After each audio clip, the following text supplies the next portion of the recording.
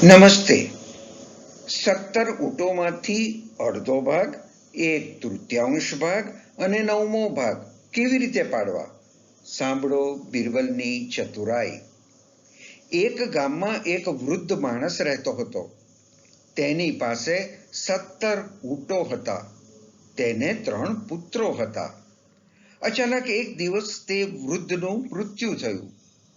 તે વૃદ્ધે વસિયતમાં લખ્યું હતું કે તેના મોટા પુત્રને 17 ઊંટોમાંથી અડધો ભાગ મળશે, વચલા પુત્રને 17 ઊંટોમાંથી 1/3 ભાગ મળશે અને નાના પુત્રને 17 ઊંટોમાંથી 9મો ભાગ મળશે.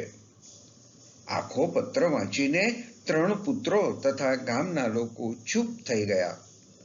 કોઈને સમજ ન પડી કે 17 ઊંટોમાંથી આ પ્રમાણે ભાગ કેવી રીતે પાડવા. 3 પુત્રો અને ગામના લોકો બાદશાહ અકબરના દરબારમાં આવ્યા, વસિયત દરબારમાં રજૂ કર્યું અને આનો ઉકેલ લાવવા વિનંતી કરી. બાદશાહ અકબર મૂંઝાયા. બધા દરબારીઓ માથું ખંજવાળવા લાગ્યા. અકબરે બિરબલ સામે જોયું. બિરબલ તરત ઊભા થયા અને 3 પુત્રો તથા ગામ લોકોને કહ્યું કે તમે આ 3 પુત્રોના ઘરે જાઓ. હું તરત જ ત્યાં પહોંચીને વસિયત પ્રમાણે ભાગ પાડી આપું. બિરબલ ત્યાં પહોંચે તે પહેલા જ અકબર અને બધા દરબારીઓ બિરબલ 17 ઊંટોના કેવી રીતે ભાગ પાડે તે જોવા કુતૂહલના માર્યા સ્થળ પર પહોંચી ગયા. બિરબલે પોતાની સાથે એક ઊંટ લીધો અને જ્યાં 17 ઊંટો હતા ત્યાં પહોંચ્યા. 17 ઊંટોમાં તેમણે પોતાનો એક ઊંટ ઉમેર્યો. હવે ઊંટોની કુલ સંખ્યા 18 થઈ.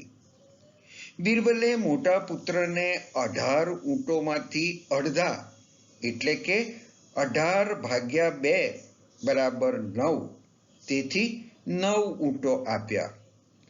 વચલા પુત્રને 18 ઊંટોમાંથી 1/3 એટલે કે 18 ભાગ્યા 3 બરાબર 6, તેથી 6 ઊંટો આપ્યા. ત્રીજા પુત્રને 18 ઊંટોમાંથી 9મો ભાગ એટલે કે 18 ભાગ્યા 9 બરાબર 2, તેથી 2 ઊંટો આપ્યા. પત્રમાં જણાવ્યા મુજબ કુલ 3 પુત્રો પાસે 9 + 6 + 2 બરાબર 17 ઊંટો આવી ગયા.